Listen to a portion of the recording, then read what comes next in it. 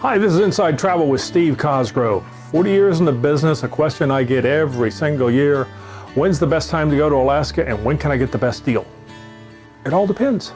If you walk into a travel agency, you call a travel agency and say, I want to go to Alaska, and they immediately start to sell you on a particular ship, hang up or walk out of the agency. All the ships up there have a different atmosphere, a different experience. So it's going to depend on what you want to experience. What do you want to do?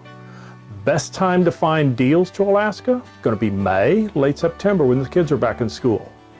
The best time to go to Alaska depends on what you want to see. Okay, the whales migrate from the south north. So if you go early in the season or late in the season, they're going to be down closer to Vancouver. If you're going July, August, they're going to be up closer to Skagway and north towards Anchorage. So it depends on what you're going to see. If you go early in the season, you're going to see a lot of waterfalls as the snow melt is new. My favorite time to go to Alaska is late July, early August. When it's hotter than heck here in Texas, I am tired of the 100-something degree weather. I want to go up where it's cooler. Now the tough part about that is to be standing in your bedroom, in your skivvies, sweating, and you're packing sweaters and hoodies and jeans and telling yourself you're really going to need these in about a week, and you are. When to find the best deal, again, is going to depend on your situation. Are you a family of 4 or 5? You need 2 cabins. You want a balcony cabin. You want the kids in and inside directly across from you. Then book it early. That's not what's going to be available late for the last minute sales. The last minute sales, yeah, you might be able to get 2 cabins. One's going to be on one end of the ship, the other's going to be on the other end of the ship, and on a different deck. May not be ideal when you're traveling with small kids, so you want to book it early. You want a balcony on the side that faces the land so you can see the waterfalls, you can see the scenery. Well, guess what sells first? Those cabins. Cruise ships fill up from 2 directions, from the bottom up and from the top down. So the suites, the junior suites, the family cabins, those are going to book early. The minimum cheap inside cabins are going to book early. What's left over is what's going to be left at the end. How much time do you have left? If you've got 7 nights, then maybe you want to do a round trip out of Seattle or Vancouver. If you're planning on doing a round trip Seattle or Vancouver, or even a one-way, and you're going to wait till the last minute when things go on sale, airfare can be an issue. If you're flying non-rev or standby, it's an even bigger issue because now you may have to go up 2-3 days ahead of time. Hotel and meals could easily wipe out the savings of actually buying a ticket. Now, you're going with grandma, aunts and uncles, a big family reunion, you book it early. You don't wait for last minute sales because it may or may not be there. If there's just 2 of you, you don't care if you do a one-way, a round trip, you don't care if you go northbound, southbound, you just want to go in the month of July, wait, there'll be a deal. Don't ask me which cruise line, don't ask me what kind of cabin, but there will be deals there. I don't know what week, we'll find out 30 days out or so. But if you've got a 50th anniversary and you need to go on a specific ship, you want a specific type of cabin, then you want to book that as early as possible. Hope it goes on sale before final payment date. We can normally get the lower price installed.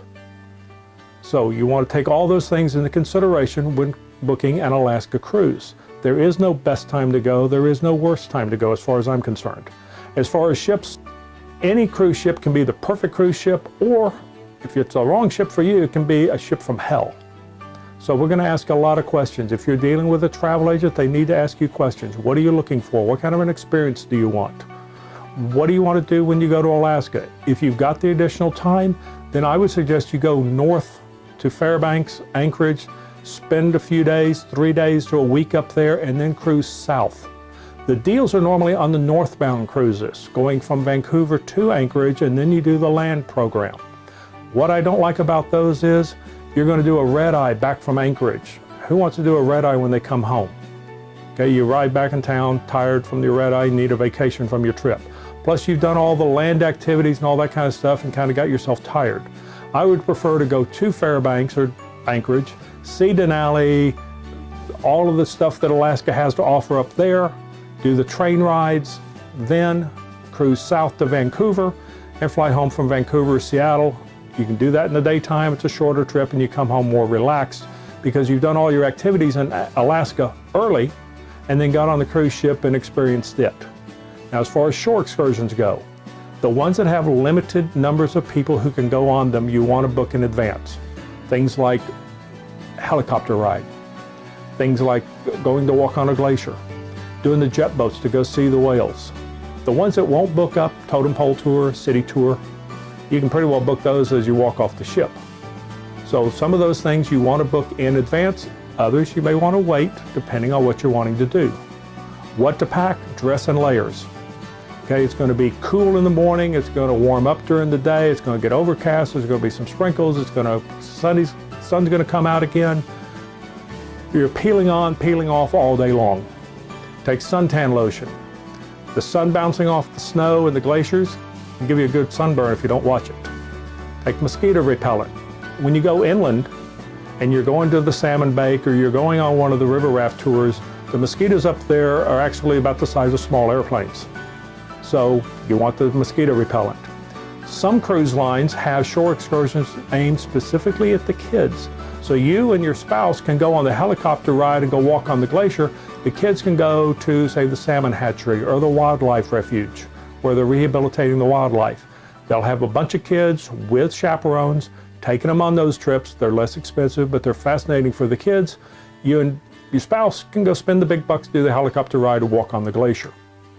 Take the travel insurance. Okay? You may slip and fall on that glacier. You may slip and fall on the snow and hurt yourself.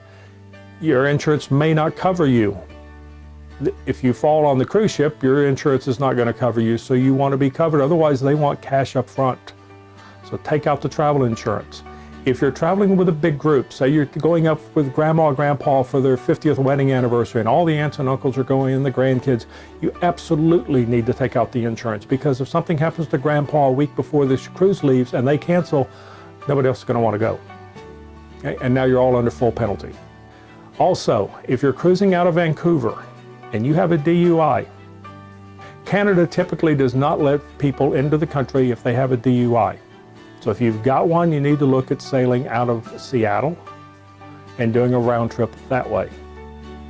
Anyway, if you've got more questions, contact your local travel agent, call my office, Dynamic Travel, Interline Travel, and get booked.